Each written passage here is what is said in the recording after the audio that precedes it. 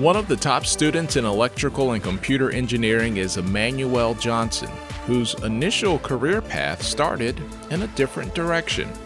I can't see myself sitting behind a blue screen all day programming. That's boring. I want to go into business. I want to own my own business. But it wasn't until I had this idea for an actual product and I wanted to build it. And I realized that, hey, if I could build this, I could start that company, but I don't have the knowledge to build it. And as I try to seek that knowledge, everything kept pointing to computer engineering, so to speak. So that's kind of where that energy came from. It said, well, maybe one day, initially, my thought was maybe if I learn all these skills, I can build that company. For Emmanuel and other students in the program, they find themselves being groomed as a candidate to pursue a graduate degree from day one. The graduate programs in the Department of Electrical and Computer Engineering are both the master's program and the PhD program.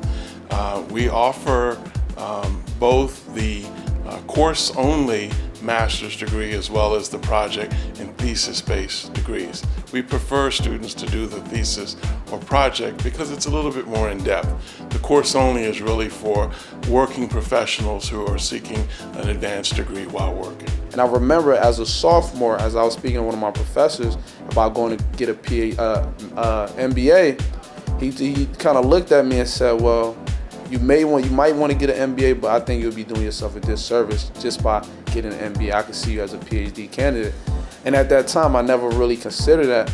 But just to know that somebody else believed and saw me as a prominent scholar made me want to push to accomplish great things. The close relationship that our faculty have with our students naturally leads to those inquisitive students coming on as undergraduate researchers with those faculty members. And that has a wonderful way of having those students then pursue graduate degrees, and that's why so many of our students go on. In fact, recent statistics show that about a third, 33% of our undergraduate students go directly on for a master's or PhD degree once completing their bachelor's degree. So those students who are driven to achieve are some of our best students because they understand that they are here for the quality of the education that we offer, but that's not enough. They're also here to blend that quality of their technical education in engineering or computer science with their talents as people.